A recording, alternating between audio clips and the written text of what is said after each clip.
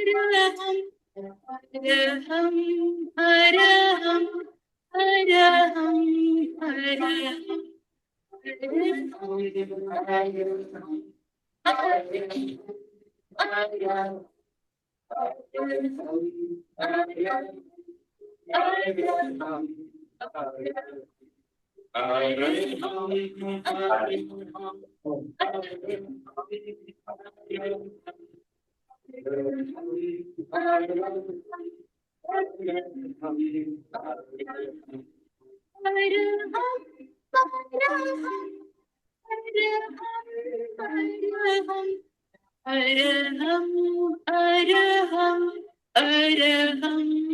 अरहं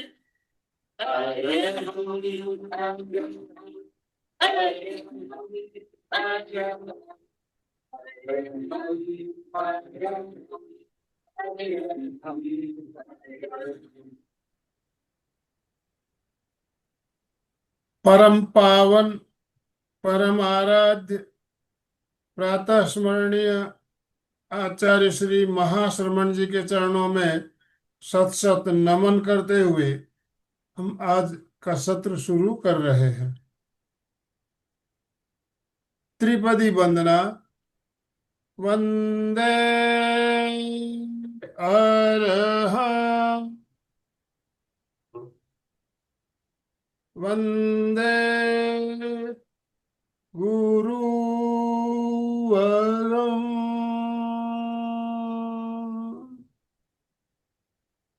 वंदे सत्यम।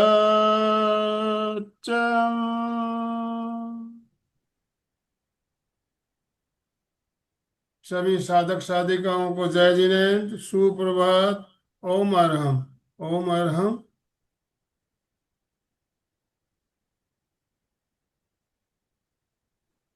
सबसे निवेदन, अपने अपने वीडियो ऑन कीजिए प्लीज।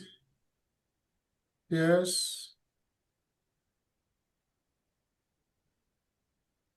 बहुत ही एक शानदार श्रृंखला, योग का इतिहास। ये श्रृंखला हमारी काफी दिनों से चल रही है और आज इस श्रृंखला की 48वीं कड़ी लेकर हम आपके साथ जुड़ रहे हैं।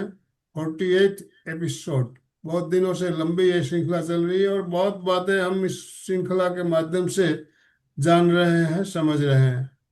आज का जो विषय रखा गया है, प्राणायाम में बंद का महत्व क्या है।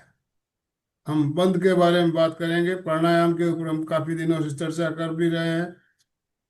तो हमारी स्पीकर अलका जी हमारे साथ जुड़ चुकी है। मैं आप सभी से निवेदन करना चाहता हूँ, दोनों हाथ ऊपर करते हुए अलका जी का वेलकम ओम आरम के साथ कीजिए। ओम आरम। अलका जी, आपका बहुत बहुत स्वागत, अभिनंदन। आपसे निवेदन, आप आज का सत्र शुरू करें। Yes, over to you. Okay, thank you, thank you, thank you and welcome, welcome, welcome। सभी भाई बहनों को आनंद भाई जी ने निवेदन किया, वैसे मैं भी नम्र निवेदन करूंगी कि आप बहुत सारे जुड़े हैं, पर थोड़ा वीडियो ऑन करेंगे तो और अच्छा लगेगा। देखो, मैं भी जयपुर में बैठी हूँ, सूरत में नहीं हूँ। कोशिश कर रही हूँ कि भाई जयपुर से भी आप सबके साथ जुड़ूं, और आप पर हम तो आपके स्माइली फेस से चेहरे नहीं दिखेंगे तो मुझे भी तो थोड़ा मजा नहीं आएगा ना। तो यस चलिए, यस यस। नम्र निवेदन, request, please please practically possible हो तो आप ओम वीडियो अरहम। ऑन कर देना। ओम अरहम। चलिए, तो एज यूजुअल थोड़ा हम रिलैक्स हो जाते, प्रार्थना करते और फिर अपने विषय की ओर मुड़ते हैं। तो चलिए एक बार थोड़ा सा रिलैक्स हो जाते हैं। ओम अरहम, ओम अरहम, ओम अरहम, ओम अरहम, ओम अरहम, ओम अरहम, ओम अरहम, ओम अरहम, ओम अरहम, ओम अरहम, ओम अरहम, ओम अरहम, ओम अरहम, ओम अरहम, ओम अरहम। दोनों हाथ कंधे पे रखे हुए हैं, उंगलियां, और अभी चक्र करना है। Arham Arham Arham anti clockwise. Arham Arham Arham Arham Arham Arham. Speedy. Arham Arham Arham Arham Arham Arham. श्वास का क्लास है प्राणायाम का, इसीलिए फेफड़ों को विस्तारित करने के लिए दोनों हाथ सामने रखेंगे और पीछे मैक्सिमम जाएंगे। दोनों कोहनी एक दूसरे को जुड़ने की कोशिश करेंगे ताकि पूरा हमारा फेफड़ों का भाग विस्तारित होगा और उसको बाद में अपन दबाएंगे भी। तो चलिए, ओम अरहम ओम अरहम ओम अरहम ओम अरहम ओम अरहम ओम अरहम। आप थोड़ा दबा के रखिए, दोनों हाथ पीछे जाएंगे और थोड़ा सा दबा के पूरे अनुभव करें रीढ़ की जो हड्डी है दोनों को बीच में दब रही है और कंधे भी पीछे दब रहे हैं, खींच रहे हैं। Excuse me. तो खिंचा हुआ अनुभव करें और हमारे फेफड़ों में विस्तारित होने का अनुभव करें। इससे अपने फेफड़ों में जितनी भी कोशिकाएं हैं जो प्राणायाम के लिए श्वास के लिए काम करते हैं वो भी जागरूक होंगी, पूरा पार्ट भी एक्टिव होगा। जितना दबा के रखोगे, दबा के इसलिए रखना है स्थिर सुखम आसनम। पतंजलि कहते हैं कि केवल करने से नहीं होगा, थोड़ा स्थिर भी रखना पड़ेगा। प्रयत्न करते हुए, थोड़ा रुक के प्रयत्न करते हुए शिथिल छोड़ के अनुभव करना है कहाँ कहाँ तनाव आ रहा है। अभी जैसे मेरे कमर में भी थोड़ा तनाव आ रहा है, तो सारे तनाव का इसको बोलते हैं माइंडफुल एक्ट। तो ये सब माइंडफुल एक्ट करना है। तो इस प्रकार करने के बाद अब फेफड़ों को दबाना है, इस तरह क्रॉस करेंगे तो फेफड़े दब जाएंगे मैक्सिमम। ओम अरहम ओम अरहम ओम अरहम ओम अरहम। अब एक नमस्कार की मुद्रा करके दबा के रखिए थोड़ी है और थोड़ा सा लेफ्ट राइट कीजिए, लेफ्ट राइट। और दूसरे हाथ से उल्टा करके भी कीजिए तो तनाव दूसरे साइड में भी आएगा, दोनों साइड में तनाव आ जाते। तो ये बहुत अच्छा है। हाथ का नमस्कार स्थिति धीरे धीरे प्रैक्टिकली बढ़ेगी तो अच्छे हाथ के नमस्कार, एकदम नमस्कार की पोज आएगी। अभी किसी का हाथ नीचे आ रहा है, किसी का ऊपर जुड़ नहीं रहा है, वो जुड़ने के लिए थोड़ा प्रैक्टिस की जरूरत है। तो इस तरह हाथ जितना अच्छा दबेगा उतना अच्छा होता। Thank you. और ज्यादा प्रयोग आज नहीं करेंगे क्योंकि त्रिबंध को जानने में बहुत टाइम लगेगा, इसलिए डायरेक्ट हम टॉपिक पे आ जाते हैं। तो उसके पूर्व हाथ नमस्कार स्थिति में आनंद केंद्र पर स्थापित करें। सभी गुरुओं को याद करें, अपने प्रत्येक गुरु को आंखों के सामने लाइए और याद करते हुए प्रार्थना करें। गुरुर ब्रह्मा गुरुर्विष्णु गुरुर्देवो महेश्वरः गुरु साक्षात् परब्रह्म तस्मै गुरवे नमः गुरवे नमः गुरवे नमः। चलिए,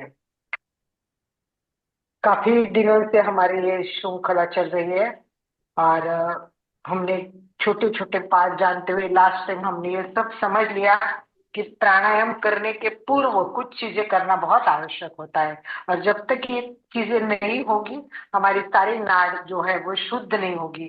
और जब तक नाड़ क्लीन नहीं होती है, प्रत्येक 72,000 नाड़ियां हैं शरीर की, प्रत्येक नाड़ी जितनी अच्छी शुद्ध होगी, जितनी क्लीन होगी, उतना हमारा लाइफ बहुत अच्छा रहता है और हम बहुत स्वस्थ रह सकते हैं और अच्छी तरह से हर क्रिया कर सकते हैं। जैसे ही नाड़ में प्रॉब्लम आएगी आपको पता है कुछ ना कुछ प्रॉब्लम शुरू हो जाएगी। तो सब कुछ तो नहीं दे सकते पर 3 नाड़ियों पर हमें ध्यान देना है, ईड़ा, पिंगला और सुषुम्ना। बस हमारी ये 3 नाड़ियां मैक्सिमम हम कैसे क्लीन करें, कैसे हम मैक्सिमम इसको ज्यादा से ज्यादा साफ करने की कोशिश करें। तो हमने लास्ट एपिसोड्स में, कई एपिसोड्स में ये देखा कि जिन्होंने नए आज जुड़े, मुझे लगता है कुछ लोग आज पहली बार भी जुड़े हैं, ऐसा पता नहीं क्यों ऐसा लग रहा है। तो क्या कुछ लोग पहली बार जुड़े हैं क्या? आज पहली बार कोई जुड़ा है आज क्लास में? First time? अच्छा है, ठीक है। सभी जो जुड़े हुए हैं तो बहुत ही बढ़िया बात है। तो सबको याद करें और कितने प्रकार के हमने तीव्र श्वसन देख लिया, अनुलोम विलोम देख लिया, नाड़ी शुद्धि देख लिया, कपाल भाती देख लिया, इन सब से हमारी नाड़ियां सब शुद्ध हो जाती है और क्लीन हो जाती है। और इसके बाद हमारा प्राणायाम शुरू हो जाता है। प्राणायाम के सारे नियम भी बताए कि गुरु का मार्गदर्शन चाहिए, परफेक्ट व्यक्ति से सीखना चाहिए। गलत प्राणायाम करने से बहुत सारी प्रॉब्लम्स निर्माण होती है। तो आज एक और स्टेप आगे बढ़ते हैं कि हठयोग में कहाँ है। ये सब सूत्र में है, पातंजलि ने कुछ भी कहा नहीं है। पातंजलि ने बस 3 सूत्र बताए हैं, 3 सूत्र, केवल 3 सूत्र आसन के बताए हैं, 3 सूत्र आसन के बताए, और 5 सूत्र प्राणायाम के बताए। कुछ भी नहीं बताया। 5 सूत्र में हम कुछ भी नहीं समझ पाते हैं। 5 सूत्र में क्या है, पहले में एक व्याख्या बताएंगे, दूसरे में प्रकार बताएंगे, और आगे उनके फायदे बताएंगे, पर इससे हम नहीं समझ पाते कि प्राणायाम कैसे करना है, प्राणायाम के लिए क्या क्या करना है। इसीलिए हम योग के इतिहास में हठयोग और घेरण संहिता का आधार ले रहे हैं। आपको पता है, दोनों ग्रंथ में बहुत सुपर प्राणायाम का वर्णन किया है। हठयोग में 78 श्लोक है। 78 श्लोक है किस चीज के? प्राणायाम के पूर्व तैयारी के लिए। और घेरण संहिता में 91 श्लोक है। तो 78 और 98 में पूरा बैकग्राउंड क्लियर किया है, और प्राणायाम कैसे करना है ये सब कुछ बताया है। हठ प्रतिकर पतंजलि क्या बोलता है पता है? पतंजलि बोलता है तस्मिन सति, बस इतना ही बोला है, एक ही वाक्य बोला है। मतलब ये सब करने के बाद ये तैयारी हो गई, तस्मिन सति, बस आ गई तैयारी, तस्मिन सति। और उसके बाद उन्होंने श्लोक बताया है, श्वास प्रश्वास गति निरोध, वो एक वाक्य पूर्व तैयारी का है। इससे हम कुछ भी नहीं समझ पाते। परंतु फिर हठयोग ने 6 श्लोक दिए हैं, और घेरण संहिता में 45 श्लोक में पूर्व तैयारी कैसे करनी है बताइए। मैंने आपको बताया ना, हठयोग में 78 श्लोक है। 78 श्लोक में से 6 श्लोक है वो पूर्व तैयारी के हैं। 6 श्लोक पूर्व तैयारी के हैं। और घेरण संहिता में 91 श्लोक में 45 श्लोक पूर्व तैयारी के हैं। और इन शॉर्ट में सब सारा उसमें बताती है। सब आपको पिछले एपिसोड में दिखेगा। हठयोग में पहले श्लोक में गुरु का महत्व बताया है। बाद में प्राणायाम प्रभावित होने के दृष्टि से अपने को क्या क्या करना पड़ेगा, आहार कैसा लेना पड़ेगा, जगह कैसे चाहिए, सब वर्णन डीप डीप में। फॉर एग्जाम्पल कि प्राणायाम करने से बहुत गर्मी होती है, तो प्राणायाम करने से पहले दूध लेना, घी लेना बहुत आवश्यक है। सात्विक आहार कैसे आवश्यक, इस तरह हठयोग में बहुत सारे श्लोक में वर्णन किया है। और इसके बाद में अब हम आते हैं हमें आगे चलने के लिए, आगे क्या करना है। तो सबसे इम्पोर्टेंट, प्राणायाम से पहले जब तक 3 बंध नहीं आते हैं, और वो 3 बंध भी विधिवत आने चाहिए, परफेक्ट आने चाहिए, उसका अर्थ समझना चाहिए, वो कैसे करना है, एक एक बंद को सीखना पड़ेगा। तीनों बंद सीखेंगे, और 3 बंद एक साथ त्रिबंध बांधना सीखेंगे, और इसको महाबंध भी कहते हैं। तो इस प्रकार ये इतना इम्पोर्टेंट है, इतना इम्पोर्टेंट है। तो हमने आज तक जान लिया कि भाई स्थान कैसा होना चाहिए, मिताहार कैसा होना चाहिए, कुछ बातें वर्जित कैसे करनी चाहिए, क्या क्या करना चाहिए, सब हमने जाना है। और कितनी बार प्राणायाम करना है ये भी जाना है। चलो एक प्रश्न तो का जवाब दीजिए, कितनी बार प्राणायाम और कितने कितने बार रोकना है, बस इतना जानते हुए हम डायरेक्ट बंद पर आएंगे। तो चलिए, एक प्रश्न पूछे बिना तो मुझे मजा नहीं आता। तो सबको थोड़ा हाँ स्माइल आ गई संगीता के चेहरे पे, और सुचिता होती तो एकदम ऐसा चेहरा कर देती। कोई बात नहीं है। तो जितने लोग जुड़े हैं और जानते हैं और जिन्होंने स्टडी किए, तो वो बताए प्रतिदिन कितनी बार मिनिमम प्राणायाम करना चाहिए, और कितना प्रमाण में करना चाहिए। 3 प्रमाण बताए। तो चलिए इनको मैं चंद्रा जी पटावरी है, उनको अनम्यूट ऑप्शन दीजिए आनंद भाई जी, वो बताएंगे। Very good. यस, चंद्रा हाँ, जी अनम्यूट कीजिए। जय जिनेन्द्र। चंदू जी ने हाँ। जय जिनेन्द्र। हम्म। बोलिए, जय आवाज आ जी। रही है। आ रही है आवाज? हाँ, एमपी के फिटनेस क्लासेस बहुत अच्छी चल रही है। आप सबका, आनंद जी सेठिया भाई साहब का और आपका बहुत बहुत आभार कि हमें इतनी अच्छी जानकारी दे रहे हैं। और प्राणायाम, जैसा हमको बताया कि एक नाड़ी शोधन जो करते हैं उसमें एक नाक नहीं, से कितनी पहले। बार करना है इतना ही बता रहे हैं, बाकी नहीं बता रहे कितनी बार करना है बस। चंद्र जी ने लिखा है 3 बार करना है, क्या आप उनके मत से सहमत है, या 2 बार करना है या 4 बार करना है? कुछ आपका मन कितना है, कितनी बार प्राणायाम करना चाहिए? प्राणायाम 4 बार करना चाहिए। सुबह करेक्ट, सुबह एग्जैक्टली। यस, जैसे करेक्ट आपने करेक्ट। पहले आपने क्लासेस में बताया था वही बता रही हूँ। Correct correct, you are very perfect Chandu ji. 3 बार नहीं, प्राणायाम 4 बार करना पड़ता है। वेरी आपने ही गुड। क्लास आपने ही क्लासेस में बताया था पहले। क्लासेस में बताया, यही प्रश्न पूछती हूँ मैं जो बताया हूँ, क्योंकि मुझे चाहिए कि कितनी जागरूकता है, हाँ, कितना लिखा है। वो अब ये कौन से समय बता सकते हैं? हाँ जी। सूर्योदय से पहले, सूर्योदय यस। के समय या सूर्योदय से पहले, दिन को, शाम को सूर्यास्त के समय, और रात को 12 बजे। जैसे आपने सिखाया था कि रात करेक्ट को नींद नहीं आ रही है करेक्ट। तो भी आप yes, perfect perfect, very good. Good job. तो इसमें शॉर्ट में बताएंगे, एक प्रातः काल करना चाहिए, एक दोपहर को करना चाहिए, एक संध्या को करना चाहिए, और एक ऊर्ध्व रात्रि में करना चाहिए। हाँ तो ये जी। 4 समय प्राणायाम करना चाहिए। बहुत अच्छा, वेरी गुड। एक बार चंद्रा जी के लिए सब ओम आराम करें। बहुत परफेक्ट जवाब, टू द पॉइंट और एकदम परफेक्ट। अब सेकंड क्वेश्चन मैंने पूछा है चंद्रा जी, कि आप कितना कहाँ से हैं चंद्रा जी? मैं मुंबई मुलुंड से हूँ। मुंबई मुलुंड। हाँ, वाह, बहुत राजस्थान। बढ़िया, बहुत। और अब बताइए, प्रमाण कितना चाहिए? 3 प्रकार के प्रमाण मैंने बताए हैं, ये मैं पहले बता देती हूँ।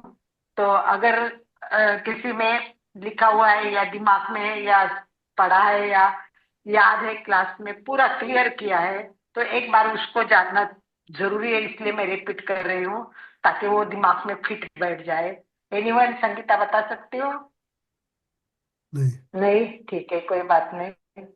चंदू जी बता सकते हैं प्रमाण के साथ? नहीं, ठीक है, चंद्रकला भी नहीं। चलो चलो, अभी टाइम वेस्ट नहीं करने के लिए मैं बताती हूँ। नंबर 1, कनिष्ठ प्राणायाम, जिसमें प्रमाण होगा 12, 48 और 24। 12, 48, 24 नहीं, नहीं चंदू, ये नहीं है। पहला प्रमाण है वो कम से कम मिनिमम 12, 48 और 24। मध्यम है वो 16, 16, 64 और 32। ये मध्यम प्राणायाम है। और सर्वोत्तम प्राणायाम, इतना दिक्कत किया है संगीता हमने, और सबसे ज्यादा कौन करता है ये भी हमने चेक किया है।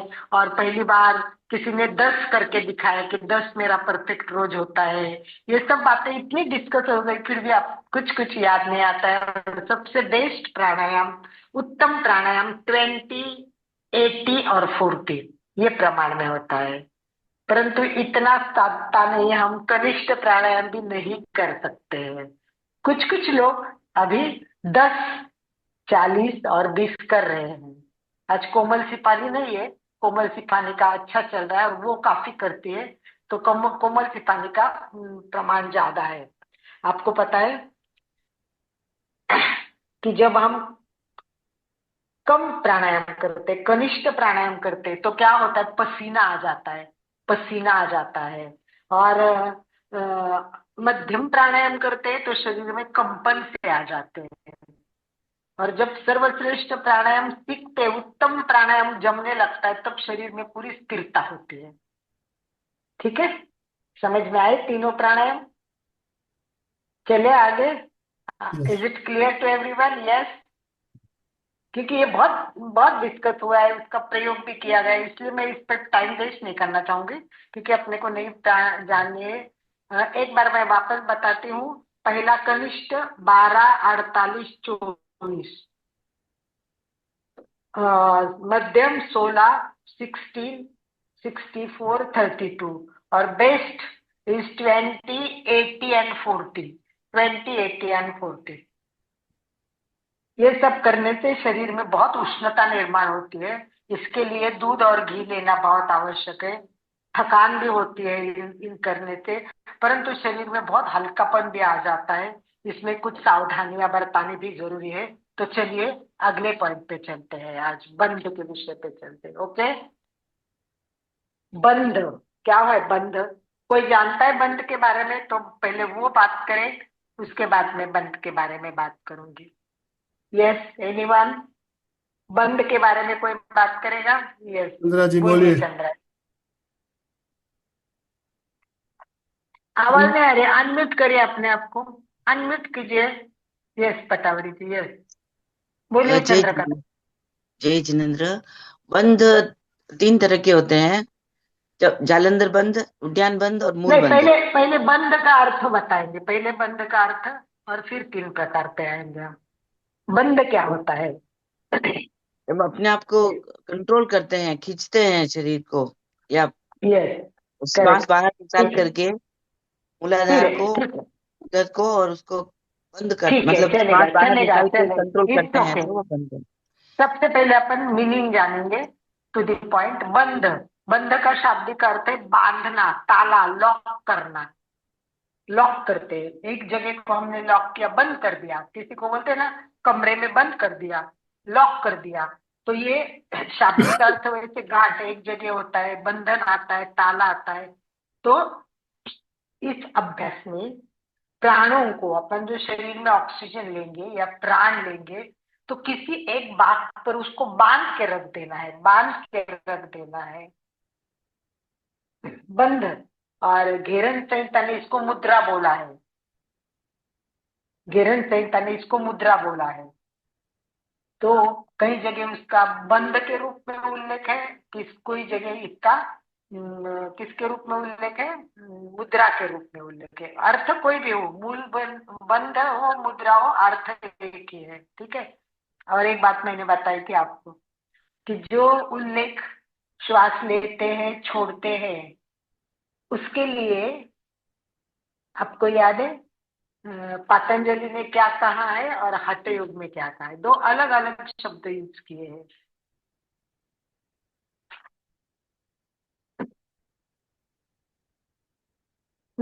याद आ रहा है कुछ?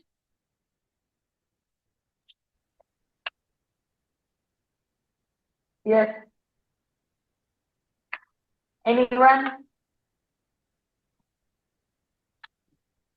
चलो, कोई हाथ ऊपर नहीं है, कोई नहीं बताएगा पतंजलि ने क्या कहा है और हठ योग ने क्या कहा है। दोनों ने अलग शब्द यूज किए, जैसे घेरन संहिता में मुद्रा बताया है और इसने हठ योग बताया है। इतने सारे लोग जुड़े हैं, अगर थोड़ा वीडियो ऑन करके बताएंगे, सुशील कुमार, झूम, वैशाली, शशि जी, नीतू जी, पद्मा, श्वास को, ना, मैंने जो प्रश्न पूछा है चंदू जी, प्रश्न को समझो। श्वास लेना और छोड़ना, हठयोग में उसको क्या कहा है और इसमें क्या कहा है, पतंजलि ने क्या कहा है, पतंजलि क्या कहते हैं। तो शॉर्ट में अपन जानेंगे हठ योग में क्या कहते हैं, बस इतना ही जानेंगे हम कि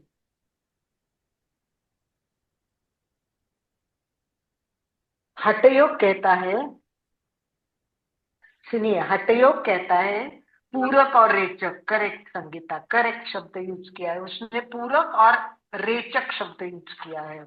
और पतंजलि कहते हैं कि इसको रोकना है, श्वास की गति को रोकना है, श्वास प्रश्वास गति को रोकना है, इस प्रकार उन्होंने कुंभक शब्द यूज किया है। ये नहीं है अभी, जैसे पतंजलि ने बाह्य कुंभक भी बताया है और अंतः कुंभक भी बताया है। ये बहुत इंपॉर्टेंट फर्क है। कुंभक, करेक्ट, कुंभक शब्द है। और ये जो कुंभक है, ये 2 प्रकार के कुंभक पतंजलि ने बताए। एक कौन सा? श्वास लेने के बाद अंतः कुंभक, श्वास छोड़ने के बाद बाह्य कुंभक। परंतु हठ योग में केवल अंतर्गत अंतः कुंभक बताया है, बाह्य कुंभक नहीं बताया है। ये छोटी छोटी बातें हमको ध्यान देना, जानना, और जब तुलना करें तब ध्यान रखने की जरूरत है, ठीक है। तो चलिए, आज बंध हमने जान लिया कि बंध का अर्थ है बांधना है, एक विशिष्ट प्रकार का लॉक लगाना है। और ये कहते हैं कि ये जो बंध है ये सचमुच इंसान के लिए वरदान रहते हैं, क्योंकि कहते हैं कि इससे कुंडलिनी जागृत होती है। कुंडलिनी जागृत होने के लिए बहुत अच्छा है, इसके लिए इसका इम्पोर्टेंस ज्यादा है। सेकंड, इसमें अपना स्वास्थ्य बहुत अच्छा हो जाता है, जीवन में स्फूर्ति आती है, जीवन दीर्घ होता है, मानसिक शक्ति बढ़ती है। इस प्रकार शरीर और मन दोनों की बीमारियां इससे दूर होती है। इसीलिए ये सब प्राणायाम करना, और वो प्राणायाम भी बंध के साथ करना, ये बहुत ज्यादा इम्पोर्टेंट है। तो इसका संबंध समझना जरूरी है। ठीक है, समझ में आ गया? आई थिंक कि जितने बैठे हैं उनके समझ में आ गया। ठीक है, ये बहुत ऊर्जा का ऊर्ध्वरोहण अभी नहीं चल रहा है हमारा चंद्र जी, हम केवल लॉक कर रहे हैं, हम ऊर्ध्वगमन नहीं कर रहे। आप पजल मत करना, पॉइंट पे आ जाना, क्योंकि वो ऊर्ध्वगमन बाद में होगा। अभी हम केवल बंद करके लॉक कैसे करना ये जान रहे हैं। ठीक है, तो देखिए, सबसे पहले जालंधर बंद आएगा। ये जालंधर बंद आपको पता है गले में होता है, राइट? और ये यहाँ कौन सा वायु होता है आपको पता है? यहाँ कौन सा वायु होता है? हमारे 5 प्रकार के वायु है ना, 5 प्रकार के वायु है, अलग अलग अलग अलग वायु है। तो जालंधर बंद में कौन सा वायु आएगा? 5 वायु याद है? 5 वायु तो याद है, 5 प्रकार के वायु याद है। शरीर में पूरे वायु के ऊपर ही काम चलता है, और ये 5 वायु की क्लास मैंने अलग भी ली है, और सब कुछ हमारा जीवन क्रिया ही 5 वायुओं पे चलती है। कौन से वायु याद है? एनीवन? अपान वायु, यस करेक्ट, अपान वायु। पर मैंने अभी जालंधर का पूछा है। यस, सुनीता ने लिखा है व्यान, सुनीता ने लिखा है अम्बुले, समान, वेरी गुड। और अब याद आया क्या? समान, अपान, यस। तो अभी जालंधर वन में कौन सा वायु आएगा? जालंधर वन में कौन सा वायु आएगा? तो यहाँ उदान वायु आता है, उदान वायु, ध्यान रखना। कौन सा आता है? उदान। अपान तो नीचे होता है, मूल बंध में होता है, अपान वायु मूल बंध में होता है। तो मूल बंध में अपान वायु आएगा, बराबर है। जालंधर बंध की बात चल रही है, वो उदान वायु आएगा। और उड़ियान बंध में समान वायु आएगा। बस हमें अभी 3 ही वायु देखने हैं, बाकी नहीं देखने हैं। हमें 3 वायु ही देखने हैं। एक जालंधर बंध में, हमारा जालंधर बंध है, या जालंधर बंध उदान वायु आएगा। उसके बाद उड़ियान बंध हमारे नाभि पे आएगा। उड़ियान बंध में आएगा हमारा समान वायु, और मूल बंध नीचे से हम लॉक करेंगे तो तब आएगा अपान वायु। तो ये 3 वायु हमारे जो सारे शरीर में काम करते हैं, तो ये 3 का लॉक हो जाएगा। तो चलिए पहला जानते हैं हम, जालंधर बंध। ठीक है, नंबर 1 फटाफट करने की कोशिश करती हूँ ताकि थोड़ी प्रैक्टिस भी हो जाए। जालंधर बंध, जालंधर बंध, इसको इंग्लिश में क्या कहते हैं? चीन लॉक। ये चीन है ना, ये चीन, इसको लॉक करते हैं, चीन लॉक कहते हैं। कभी कभी थ्रोट लॉक भी कहते हैं। तो जालंधर बंध का अर्थ हमारे थ्रोट से, हमारे चीन से लॉक करना है यहाँ। तो इस प्रकार ये जालंधर बंद पहला बंद है। और सबसे पहले हमको जालंधर बंद करना है, श्वास लेना है। श्वास लेने के बाद ये जालंधर बंद होता है, श्वास लेने के बाद उसको बंद करना है। और ये कैसे करना है थोड़ा सा मैं उसके बारे में आपको समझाऊंगी।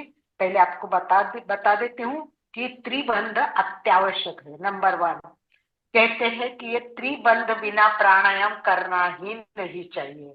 परंतु आप देखते कई लोग प्राणायाम करते पर 3 बंध को जानते ही नहीं है।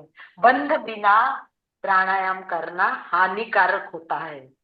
जैसे गुरु के ज्ञान बिना और विधिवत प्राणायाम नहीं करेंगे तो अपने को नुकसान हो जाता है, वैसे ही त्रिबंध बांधकर अगर प्राणायाम नहीं किया तो हमें बहुत शरीर को हानि भी पहुंच सकती। कैसे?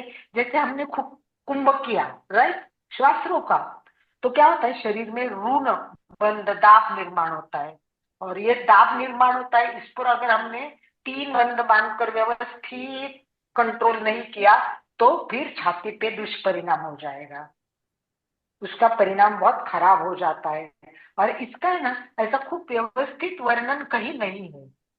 इवन हठयोग में भी नहीं है, परंतु इसका अभ्यास है ना कैवल्य धाम में किया गया। लोनावाड़ा में एक संस्था है, आपने नाम सुना होगा, कैवल्य धाम। और वहाँ एक स्वामी थे, उनका नाम था कुवलयानंद, कुवलयानंद स्वामी।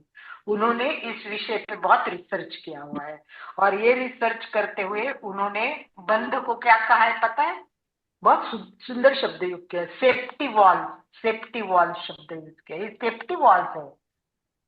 ये अगर हमने परफेक्ट यूज किए तो हमारी स्थिति बहुत अच्छी हो जाएगी, और विशिष्ट प्रकार का तान और दबाव निर्माण होगा, तो हमारा प्राणायाम सही तरीके से हो जाएगा। तो इस प्रकार बंद करने से हम दीर्घ काल स्थिर भी रह सकते हैं। और प्राणायाम करते टाइम तीनों बंध एकत्रित बांधना बहुत आवश्यक है। बंध संस्कृत शब्द है वैसे देखा जाए तो, और हठयोग की एक प्रक्रिया है।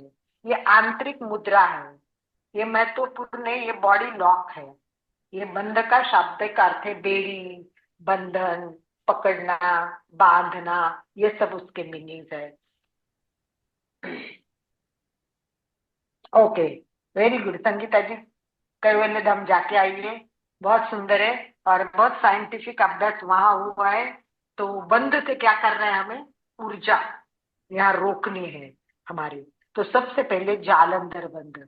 कैसे नाम पड़ा जालंधर बंध का?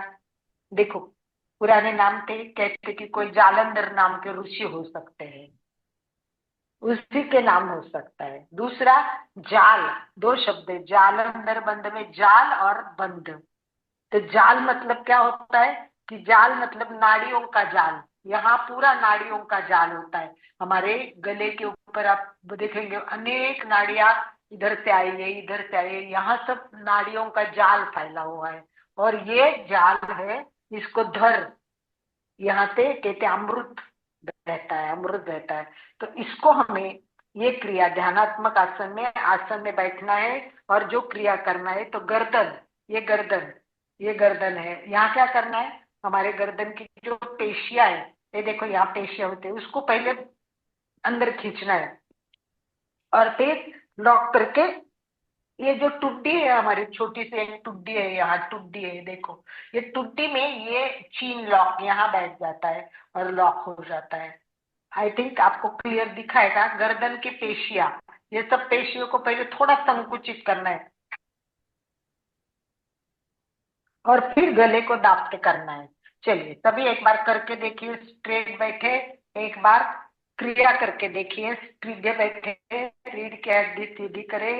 एक बार मैं बंधन बताती हूँ। गर्दन की पहले पेशियों को क्या करना है? सिकुड़ना है, अंदर खींचना है, और फिर धीरे गले के निकट की सारी पेशियां इसमें संकुचित हो जाएगी, और अपना चिन लॉक हमारे खाड़े में करके गर्दन को थोड़ा सा आगे झुकाना है, हल्का सा आगे झुकाना है। चलो सबसे पहले ध्यान रखो, जिनको स्पॉन्डिलिसिस है उनको ये नहीं करना है। स्पॉन्डिलिसिस में गर्दन आगे नहीं झुकाते हैं। तो ध्यान रखना कि जिनको श्वसन विकार है, गले की प्रॉब्लम है, तो ये करते समय वो ध्यान रखे कि वो सब लोग ना करें। पहली बार करने वाले किसी व्यवस्थित जानकर करें। सर्वाइकल, स्पॉन्डिलिसिस, वर्टिगो, हाई बीपी, ये सब लोग ना करें, क्योंकि आगे झुकने से वर्टिगो में चक्कर आ सकती है, स्पॉन्डिलिसिस में दर्द बढ़ सकता है। तो इस प्रकार जो प्रॉब्लम है, किसी को चक्कर भी आ जाएगी अगर प्रॉब्लम हो तो अपनी अपनी क्षमता अनुसार अपनी अपनी प्रॉब्लम समझ के ही करना है। ऐसे नहीं कि भाई एमपीके में गए और मैंने ऐसा किया और मेरा दर्द बढ़ गया, नहीं, हम बहुत धीरे धीरे सावधानियां बताते हैं। तो इस प्रकार हमने कर लिया है। तो एक बार आपको स्ट्रेट बैठना है, केवल जालंधर बंद बांधना है, श्वास भरा है, गले की पेशियां थोड़ी संकुचित की और जालंधर बंद बांध दिया। बांधिए जालंधर बंद, गले की निकट की सारी पेशियां, इस मार्ग बोलते हैं, यहाँ दबाव होता है, और ये कुंभक में ये बंध आवश्यक होता है। ये पहला बंध हो गया। इसका परिणाम स्पष्ट नहीं मिलेगा, जो भी कैवल्य धाम में थोड़ा सा दिया है वो है, पर आप देखेंगे कि ऐसा करते ही मेरुदंड थोड़ा उठता है। देखिए ऐसे करके देखिए, मेरुदंड उठता है, थोड़ा सा हल्का सा मेरुदंड उठ जाता है। और इसीलिए ये जो तनाव है, मज्जा रज्जु पर सब तनाव आते हैं, मज्जा रज्जु पीठ के बाद संपूर्ण शरीर को नियंत्रित करता है और रक्त प्रवाह इससे बहुत अच्छा होता है। ये गर्दन में जाती है ना, एक नाड़ी होती है, उसको विज्ञान नाड़ी बोलते हैं। एक इस पर भी बहुत अच्छा परिणाम होता है। तो बहुत फायदे इसके होते हैं।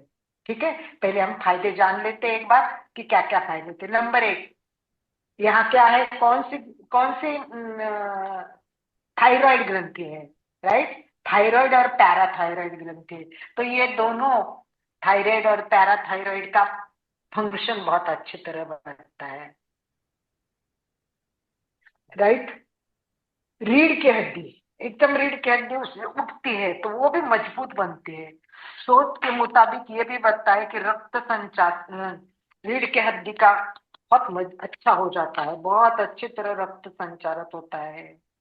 गले से जुड़ी हुई समस्याएं, गले में किसी को खांसी की प्रॉब्लम होती है, किसी को गले में टॉन्सिल्स होता है, इन सब के लिए ये बहुत अच्छी है। मतलब जैसे कभी सूजन आ गई हो, यहाँ बलगम हो, टॉन्सिल्स हो, तो ये सब के लिए बहुत उपयोगी है। और वैसे ऊपर उठता है ऊपर, तो ये कुल्ले भी स्ट्रेच पड़ता है, कुल्ले पर भी स्ट्रेच पड़ता है, तो ये पूरे पीछे रीढ़ की हड्डी, पीछे मज्जा तंतु, मज्जा रज्जु, इन सब पर परिणाम होता है। तो ये बहुत बहुत अभ्यास अच्छा है। तो हम आगे का देखेंगे। उसके पहले जालंधर बंध के बारे में किसी को भी कोई प्रश्न हो तो आप पूछ सकते हो। जालंधर बंध बहुत इंपॉर्टेंट है, मुद्रा भी बोलते हैं इसको, हठ योग में प्राणायाम में ये सब बताया। ये स्पष्ट आपको ग्रंथों में नहीं है, परंतु जो भी मैंने बताया वो मंडलिक सर ने कैवल्य धाम के रिसर्च अपने किताब में लिखे हैं, हठ योग की किताब के बारे में। तो ये गर्दन पर आगे की ओर आने से जो फायदा होता है वो सबसे इम्पोर्टेंट फायदा है, मज्जा रज्जु, मेरुदंड और रक्त प्रवाह सुधारता है, ये सबसे इम्पोर्टेंट बात है। ठीक है, इतना जानना हमारे लिए बेसिकली बहुत है। आगे चले, दूसरा बंध कौन सा आएगा इसमें? देखो, सारे बंधों में देखो तो पाचन तंत्र अच्छा होता है, आध्यात्मिक उन्नति भी होती है, पेट की मांसपेशियां, मैं सब एक बार सारे फायदे बता देती हूँ आपको एक साथ। सारे 3 बंद करेंगे ना, तो पहला तो ये हो गया, दूसरा पेट का होगा, उड़ियान बंद आएगा तो पाचन तंत्र अच्छा हो जाएगा, ये उपयोग होता है, आध्यात्मिक उन्नति हो जाएगी, कुंडलिनी शक्ति जागृत होती है, पेट की मांसपेशियां, डायफ्रेम, तांत्रिक तंत्र सब हमारे समन्वय हो जाएगी, फेफड़ों की क्षमता बढ़ती है। उड़ियान बंद से हमारे आमाशय के रोग जैसे कब्ज, अपच और कृमि रोग, ये सब उड़ियान बंद से फायदे हो जाते हैं। जठराग्नि प्रज्वलित होता है तो पाचन अच्छा हो जाएगा। मधुमेह के लिए तो ये रामबाण उपाय है, मधुमेह के लिए ये बंद करना रामबाण है। एड्रिनल ग्रंथि संतुलित होती है, तनाव और चिंता कम होती है। हमारे शरीर में विषाक्त पदार्थ कभी कभी इनडायरेक्टली जाते हैं कुछ ना कुछ कारण से, हमको समझ में नहीं आता, कभी आहार में कुछ होता है, कुछ गए, तो ये सब निकलने में इसमें बहुत फायदा होता है। और सब दूसरा, रोग प्रतिकारक शक्ति बहुत मजबूत हो जाती है।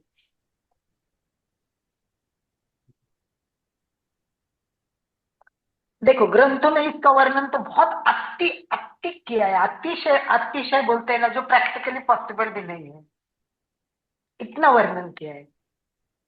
क्या किया है मैं बताती हूँ, परंतु ये वर्णन करने के पीछे की भावना हमको समझनी है कि ये बहुत उपयोगी है, ये समझना जरूरी है। ये करेंगे तो बहुत फायदे होंगे। तो हठ योग ने क्या कहा है मन में, यह बंध अगर हम 6 महीने नियमित करते हैं, अगर ये बंध हम 6 महीने नियमित करते हैं तो मृत्यु पर भी विजय प्राप्त कर सकते हैं, मृत्यु नहीं आएगा, मृत्यु नहीं आएगा। ऐसे होता तो पहले सारे साधु संत जो इसका अभ्यास करते थे वो नहीं चाहते, हो सकता है अतिशयोक्ति, परंतु आधार है कि भाई आयु बढ़ती है, ये ध्यान रखने का इम्पोर्टेंट ये है कि आयु बढ़ती है, मृत्यु पर तो विजय नहीं होगा परंतु आयु जरूर बढ़ेगी। और दूसरा क्या होता है इसमें, दूसरी बात कि वृद्धत्व नहीं आता है, मतलब हमारे चेहरे पे तेज आएगा, झुर्रियां नहीं आएगी, तो हम यंग दिखेंगे, शॉर्ट में ये समझना है। समझ में आ गया? चले आगे। उड़ियान बंद।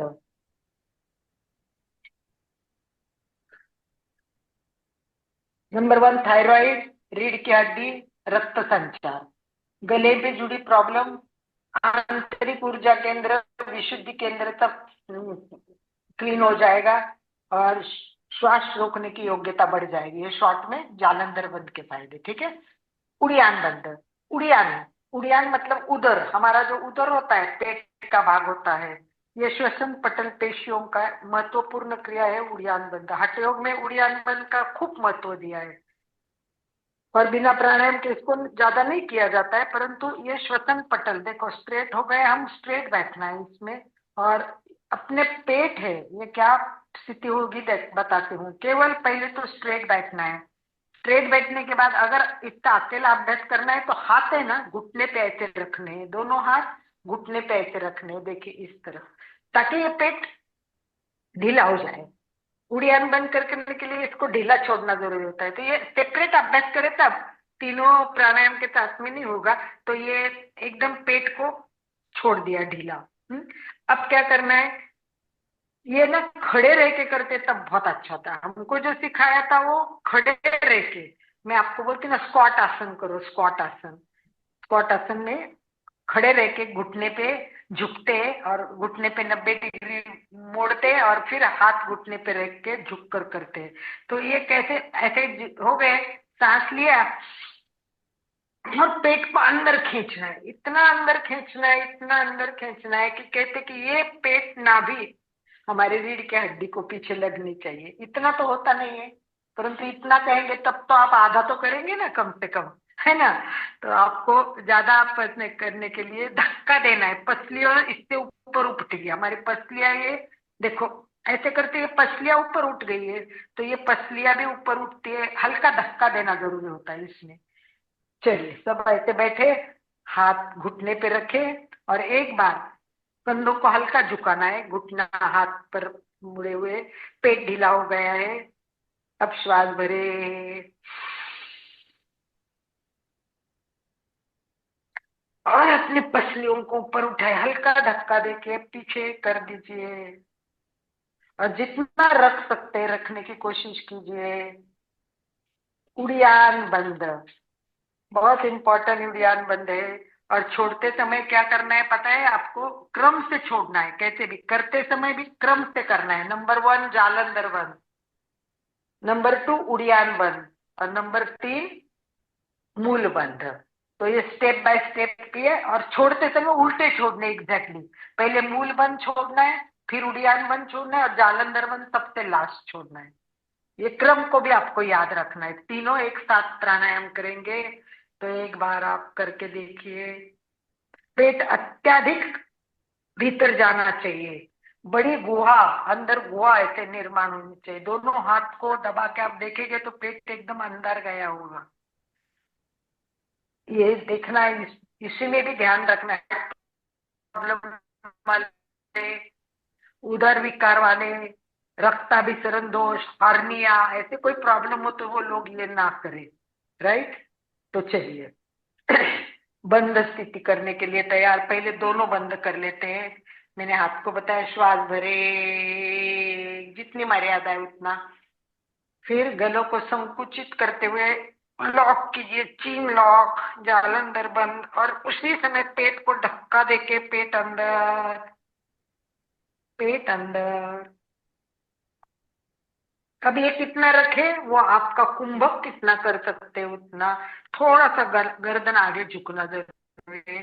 कोमल थोड़ी गर्दन आगे झुकती है, मुझे थोड़ी कम दिख रही कोमल की, थोड़ी सी गर्दन आगे झुकेगी, पर स्पॉन्डिलिटिस वाले ना करें, वर्टिगो वाले ना करें, ध्यान रखें। हाँ बराबर है, चंदू जी की बराबर है, चंद्रकला जी, संगीता जी की बराबर है, सुवर्णा जी के बराबर है। भाई साहब ने भी बराबर किए। भाई साहब अर्चना के नाम से फोन है इनका, अच्छी परफेक्ट किया है। तो ये दो बंद हमने समझ लिए हैं और इसका लाभ उड़ियान का अलग मैं बताती हूँ। उड़ियान में पाचन क्रिया तीव्र होती है, पाचन क्रिया के लिए बहुत अच्छा है। ये आमाशय, लीवर, फेफड़े, अग्नाशय और सभी आंतों पर परिणाम करता है, सारे तनाव दूर करता है, जीवन शक्ति बढ़ाता है। तो ये सब के लिए बहुत उपयोगी है। यकृत, पित्त की शुद्धि हो जाती है, पेट की मांसपेशियां, हमारा डायफ्राम मजबूत होता है, पेट की मांसपेशियां मजबूत होती है, फेफड़ों में भी वृद्धि आती है, तंत्रिका तंत्र जो होता है वो भी प्रबल होता है, पाचन अच्छा होता है, मस्तिष्क में रक्त प्रवाह उत्तेजित करता है, उड़ियान बंद, उदर और आमाशय के रोग, कब्ज, अपच, कृमि रोग सबके लिए ये जठराग्नि प्रज्वलित करता है, एड्रिनल ग्रंथि को प्रज्वलित करता है, मणिपुर चक्र को उद्दीपित करता है। ठीक है, चलते हैं आगे, चलते हैं मूल बंध, लास्ट बंध। थोड़ा प्रयोग भी करना है तो हम अभी एक मूल बंध पर चलते हैं। मूल बंध वैसे सबको पता है, मूल बंध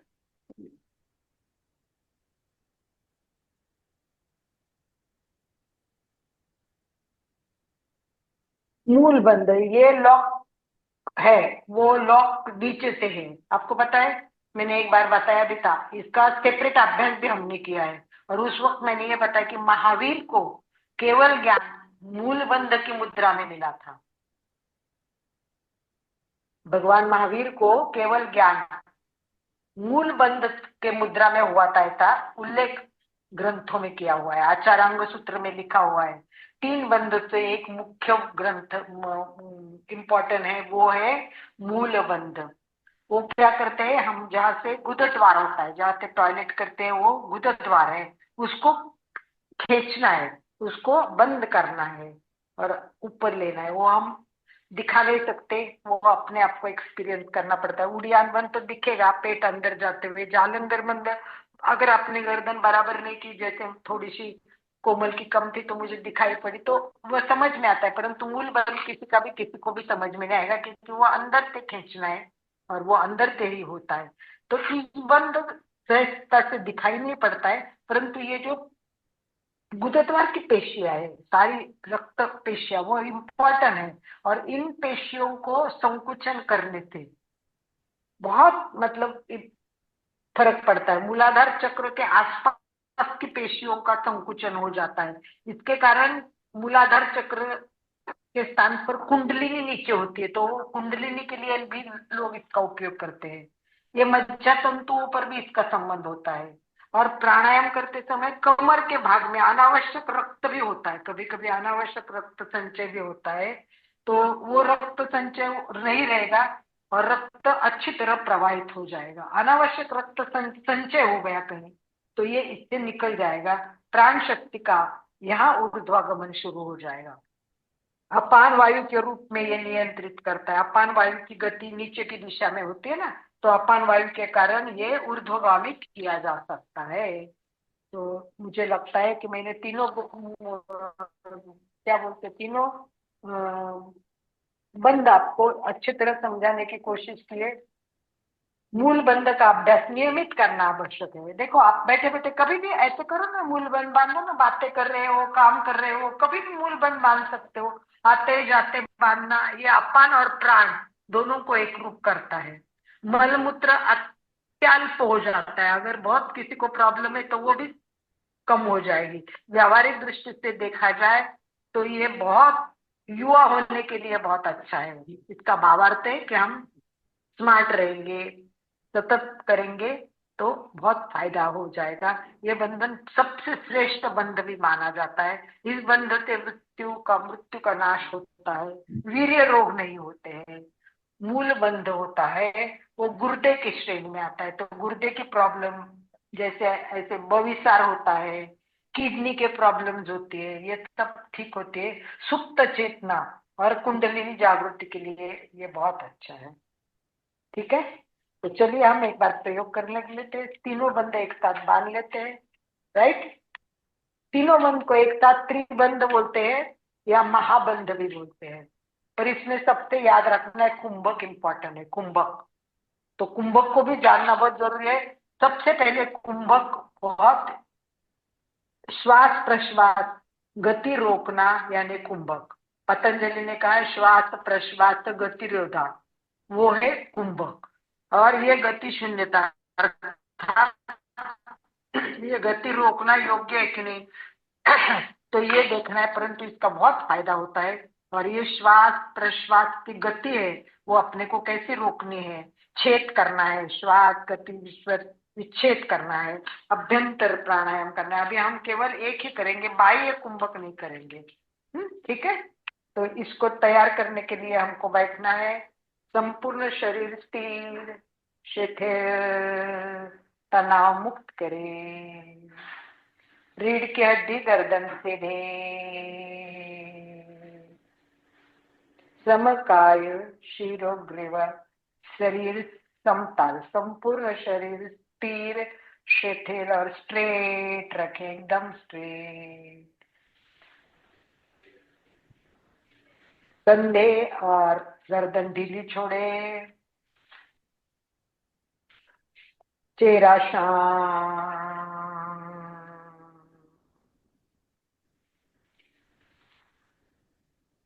श्वास मंद।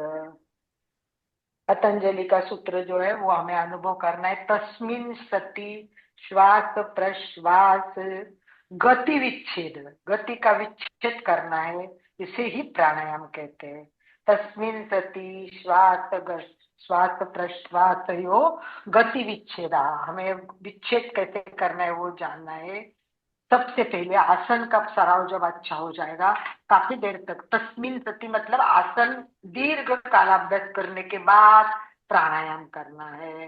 हठ योग ने इसके लिए पूरक और रेचक शब्द का उपयोग किया है, ये हमने जान लिया है। पतंजलि ने कुंभक शब्द का प्रयोग नहीं किया है, हठ योग में कुंभक कहा है।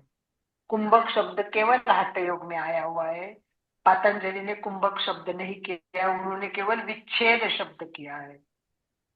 तो चलिए श्वास भरे, 1 2 3 4, लॉक करे, जाल अंदर बंद, उड़ियान बंद और मूल बंद, तीनों बंद एक साथ बांधे। अपनी मर्यादा है उतना ही रखे।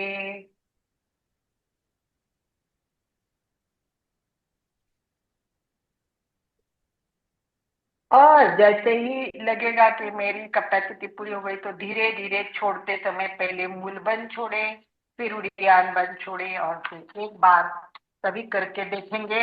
अपने अपनी मर्यादा अनुसार करें, मैं देख रही हूँ कौन कर रहे हैं उनके लिए थोड़ा थोड़ा। यस,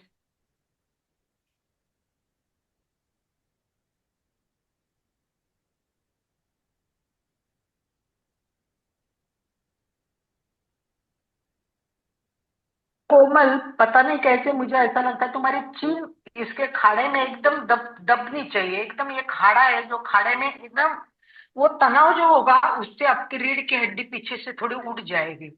जब हम करेंगे ना तो वो दबाव अच्छा आना चाहिए, करेक्ट। पर भाई साहब आप ना स्ट्रेट नहीं बैठे, थोड़ी आपकी कमर झुकी हुई है, गर्दन एकदम सीधे चाहिए, आप थोड़े हल्के झुके हुए हैं, एकदम रीढ़ की हड्डी सीधी करके आप प्रयोग करें, बराबर है। जिनके चालू है उनको मैं देख रही हूँ, सुनीता ने अभी चालू किया है, दिख रहा है, और बराबर स्ट्रेट खड़ी है सुनीता, गुड। मैं एक एक को देखने की कोशिश कर रही है, चंद्र जी का बराबर है, गर्दन को थोड़ा दबाओ, मतलब प्रेस होना चाहिए, लॉक में प्रेस होना चाहिए। चंद्रकला जी आपका भी थोड़ा press, good, good job, very good, बहुत अच्छा। सुवर्णा का थोड़ा टेढ़ा हो गया, ठीक है, अभी स्ट्रेट हो गया है, अंधेरा ज्यादा है, बराबर चल रहा है। तो अपने हिसाब से तीनों कीजिए, श्वास भरे और कुंभक में आप जालंधर बंद, उड़ियान बंद और मूल बंद बांधे, और प्रत्येक बंद को देखे कि मेरी गर्दन बराबर दब रही है, रीढ़ की हड्डी उठ रही है, मेरा पेट एकदम अंदर गया है, मैक्सिमम नाभि पीछे जा रही है, और मेरे गुदद्वार के सारे स्नायु खींच गए। सबको तीनों को एक साथ करना है, बहुत बढ़िया, कोशिश सबके अच्छी है। प्राणायाम बहुत उपयोगी है, परंतु ये बंद के साथ प्राणायाम करेंगे। अभी हम प्राणायाम नहीं कर रहे हैं, हम तो केवल जाल बंद की प्रैक्टिस कर रहे हैं। अगले क्लास में होगा हमारा प्राणायाम, क्योंकि प्राणायाम बहुत जरूरी है और 8 प्रकार के प्राणायाम सीखने हैं। और ये प्राणायाम में प्राण की वृद्धि होगी, प्राणिक आवृत्ति जैसी बढ़ेंगे, ऊर्जा का स्तर बढ़ेगा, जागरूकता आएगी, सभी स्तर पर शारीरिक मानसिक आध्यात्मिक लाभ होंगे। इसके लिए श्वास में एक लय चाहिए, प्रत्येक अंग में एक ताल चाहिए। हम देखते हृदय, मस्तिष्क, फेफड़े, पाचन प्रभाव, ये सबको इनका प्रभाव होता है। परंतु ये सब कैसे होते हैं? पाचन अपने आप होता है, हृदय धड़कता है, पर उसमें एक ताल है, एक लय है। वैसे लय हमारे प्राणायाम में आनी चाहिए। रक्तचाप कम होगा, दीर्घायुष्य होगे, आपके फेफड़ों की क्षमता बढ़ेगी। आप करते रहिए, आप मेरा सुनते रहिए और तीनों बंद बांधते रहिए। मैं दोनों साथ साथ बताना चाहूंगी कि भैया हमारा वो भी बढ़ रहा है। तो अभी आप करेंगे, उसका लास्ट क्या बोलते हैं, तीनों करके एक बार लास्ट छोड़ दीजिए धीरे धीरे। मूलाधार छोड़ना है, फिर उड़ियान छोड़ना है और वो छोड़ना है। यस, बहुत बढ़िया। अब कोई प्रश्न हो तो पूछ लीजिए, 2-4 मिनट बाकी है।